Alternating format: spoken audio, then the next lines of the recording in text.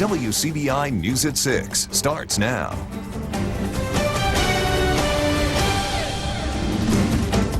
Good evening, everyone. A body found on the Natchez Trace Parkway early this morning is identified as a missing Tupelo woman. Lee County Coroner Carolyn Green identified the body as Glenda Spivey. Spivey had been missing since last Wednesday. She was found off the trace about a mile from Tupelo High School and Highway 6. A maintenance employee saw a vehicle off in the woods. Rangers responded about 7:30 this morning and found the vehicle, and unfortunately there was a deceased person inside the vehicle.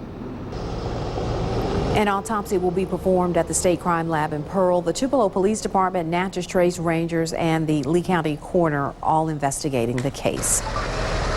Bond is set for the man charged in a deadly Etowah County shooting. 37-year-old Jason Culver is charged with murder. His bond was set at $500,000.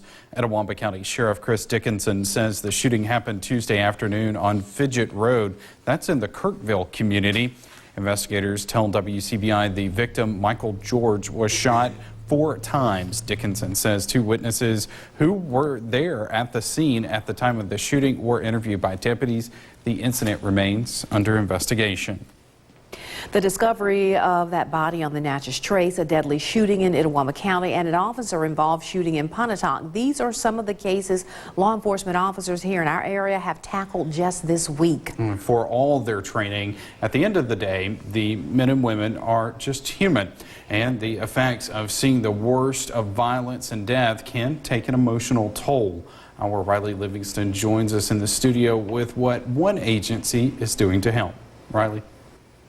For over 4 years, the Starkville Police Department has had a program to help those who protect and serve also learn to cope.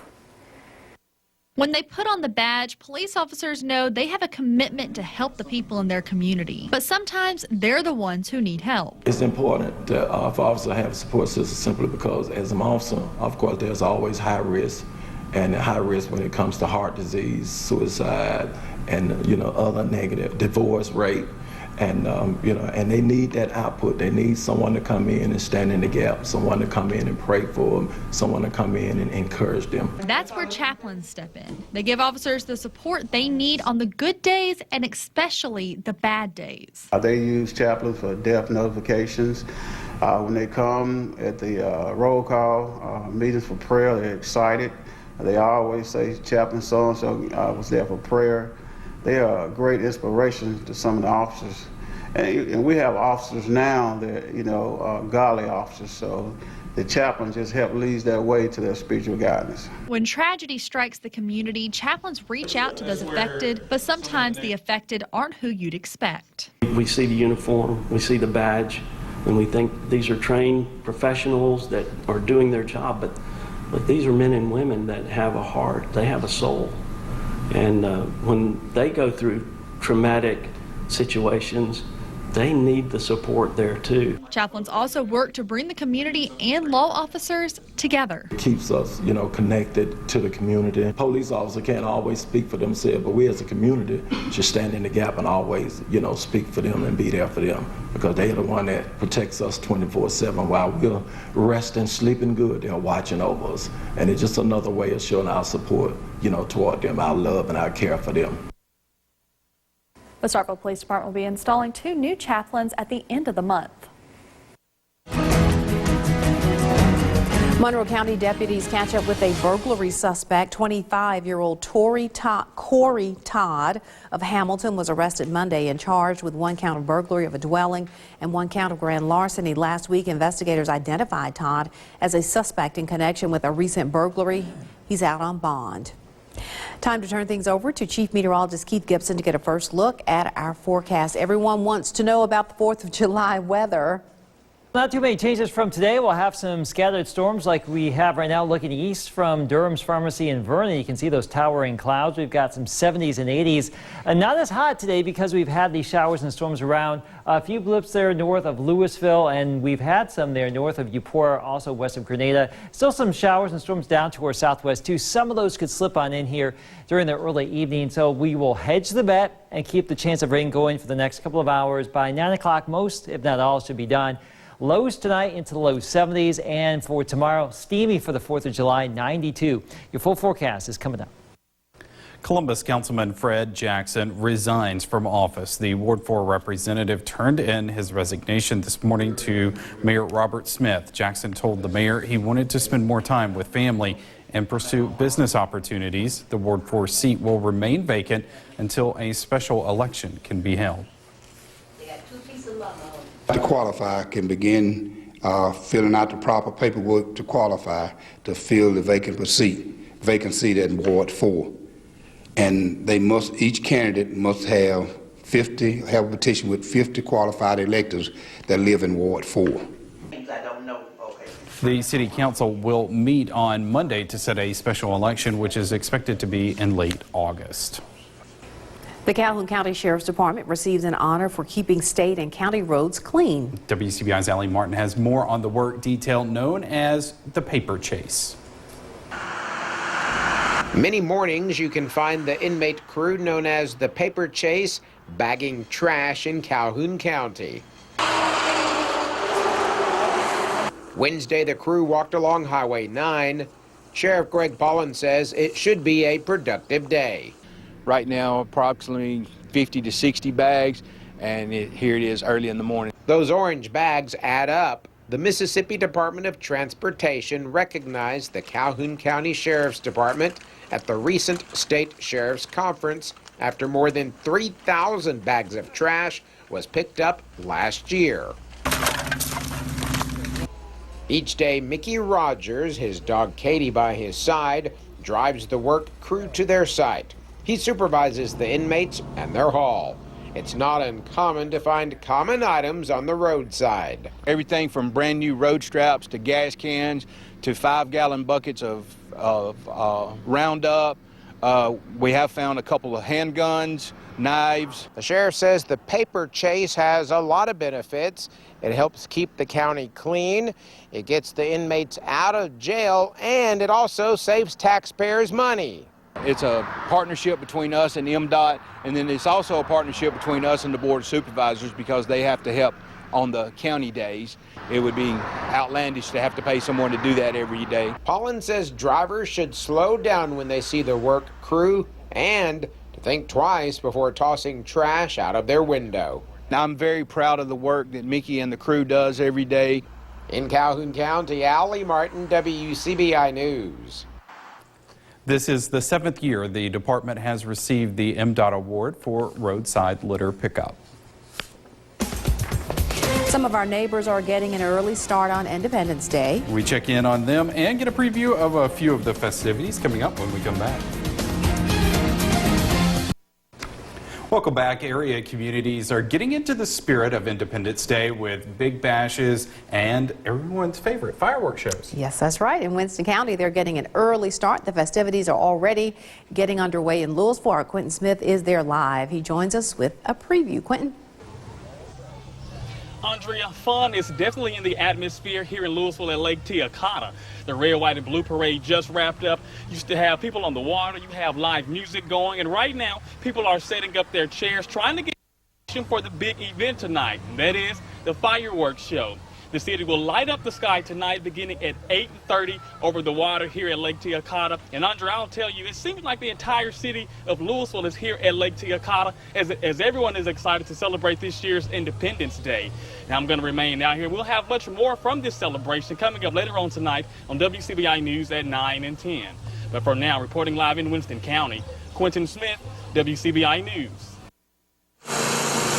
Looks like a lot of fun, and the preparation is going on in Bruce, where they will be celebrating the nation's birthday. Everything begins at 4 o'clock tomorrow afternoon on the town square. There will be music, inflatables, and games, along with a parade at 5, and a fireworks show will cap off the evening at dusk. All right, remember, fireworks are fun and exciting for us of the two-legged variety, but not so much for our pets. Animal care workers suggest bringing your pets inside once the fireworks start lighting up. Also, have a picture of your pet and make sure the information on their collars are up to date. Many Humane Society organizations say that July 5th is really their busiest day of the year For shelters, if your pet goes missing, you can call your local shelter. Also use social media to help find your furry family member. And I have a feeling Miss Aurora will be under the bed somewhere, Keith, tomorrow. Barking. She will be barking at those fireworks tomorrow night. I'll be working though, so if nobody's there, they hear her bark. Is she actually barking? That's the big question. All right, a shower here northwest of Louisville, raining itself out right now. Your full forecast is next.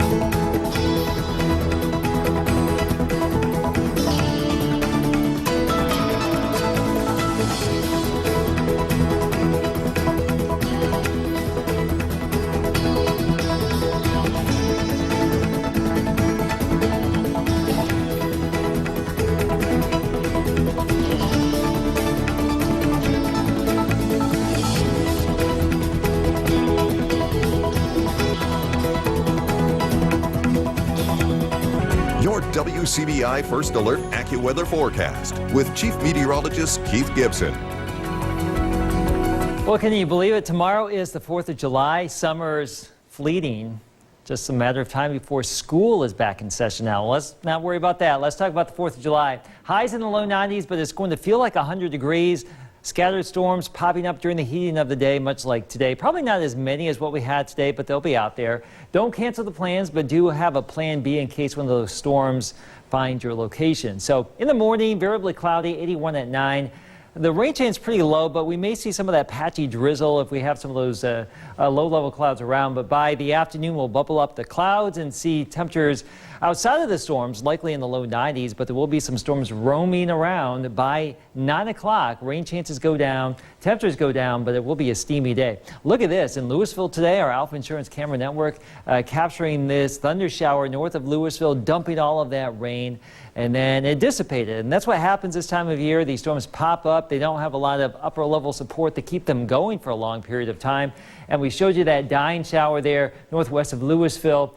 At this point, that's about it. We had a few showers there north of Eupora. There's still a little bit of activity down there northeast of Jackson. You can see it's coming our general direction, but a lot of that will probably lose its momentum as it gets into our area. This evening, the sun's going down, and this is what happens. We fuel the storms with the heating of the day and the humidity, and once we lose the heating of the day, as we get into the evening, a lot of these storms go away. But there's still some activity out there for the next hour or two or three, maybe a chance for a stray shower or storm. 82 in Columbus, 79 Starkville, 86 Calhoun City. At GTR today, we actually had a wind gust of 52 with a strong storm.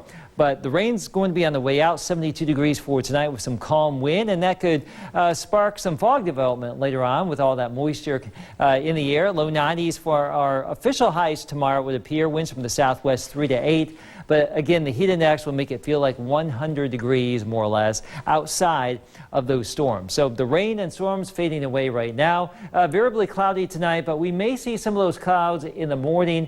And much like today, we had a little bit of that patchy drizzle before we break up the clouds, bubble up additional storms, and those will go away as we get into tomorrow evening right here, just in time for fireworks. We should be A-OK in just about all spots. But more spotty storms possible Friday, Saturday, Sunday. Highs in the low to mid-90s. Pretty warm for the holiday weekend. French Camp looks to continue its winning ways in 2019. The Panthers are up next on the high school football tour. WCBI Sports with Tom Ebel is brought to you by your local Ford dealers. Go further. The high school football tour wraps up its previews of Region 2-1A, one of the most competitive divisions we'll see in the fall. Stop number 10 features the French Camp Panthers. Head coach Nathan Wright leads a team that will feature some new faces in key positions. WCBI's 60 Schools in 60 Days is brought to you by Sparklight. The French Camp Panthers are looking to build off of last year's success. Coming off a 7-5 record, the Panthers have their work cut out as they try to replace a big senior class. We lost over 10 seniors, and a lot of them were starters last year. And so, you know, we had to find different people to feed off of. Like I found Philip, and me and him feed off each other pretty well. Like our personalities line up. So you just have to like find your underclassmen, and like you have to be someone that they can follow and someone they can relate to instead of you getting to follow or relate to somebody. We're just trying to grind out, learning the playbook, and encouraging new people that's like ninth graders to step up, and they encourage the older kids and encourage them that they can step up too. The Panthers look to fill a void left by a backfield that featured quarterback Holman Edwards and running back Zach Gilmer. Most of our players last year were skill guys, so hoping to refill them. We got some pretty good running back quarterback duos coming up. Our backfield were all seniors last year. Me and Philip going to step in part-time in the running back position. C.J. Johnson looks like he's going to be able to step up as the underclassman and lead the team. And we're pretty excited about that. We're trying to get C.J. Johnson to step up and making good throws, which he have been doing. He's grinding. Everybody's trying to step up, and me and Bradley Edwards, we as the next two running backs up this year, our senior year, we stepping up in that position, trying to. So it's been filled, and we just trying to do our best. You know, not trying to be like someone else, but be our best of ourselves. Those guys will have to step up as French Camp enters a new region loaded with tough teams. Week in and week out, it's going to be a battle. And, you know, when you have that many teams in one region and every Friday night's pretty much a regional game, then, you know, every Friday night matters tremendously, and you got to bring your best each week. And it doesn't look like there will be an easy game in there. So everybody's going to be clawing and scratching, and we'll see if we can claw our way to the playoffs again. It's always a great battle, you know, between us and Nanawai and Knox Pater, all those guys. You know, it's usually a close game until the fourth quarter, so it's all about who comes play and makes big plays, you know. Overall, I'd say we're definitely excited with the new schedule. You know, just something to mix it up. Reporting in French Camp, Chris Bolton, WCBI Sports. 60 schools in 60 days with French Camp Academy was brought to you by Bank of Kilmichael and WFCA.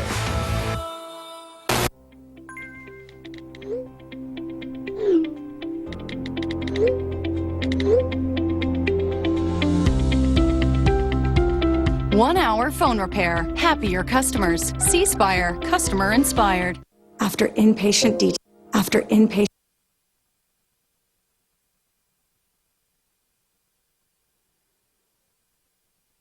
Past Mexico, five-star freshman Rakia Jackson leading the way for the Bulldogs. 10 points, 4 assists, 4 steals in the win. Mississippi State will face Taipei. Hey, if you want to get up a little bit early to see if you can catch the Mississippi State game, it's at 6 a.m. tomorrow morning. That's it for sports. We'll have Alaska forecast coming up next. All right, here's our 7-day forecast. We've had some spotty storms today. Probably same storm tomorrow, maybe not as much. So, you know what? We had the storms today, and most of them are on the way out right now. So that's probably going to be the gist of things tomorrow. So don't fret for those backyard barbecues at the fireworks. That's right. That is very good news, and I bet we'll start hearing the fireworks maybe tonight. Oh, I'm sure we will. The dogs will be a-barking. We're all through working tomorrow, right? Yes. We are. Wow, wow. Have a good night, everybody.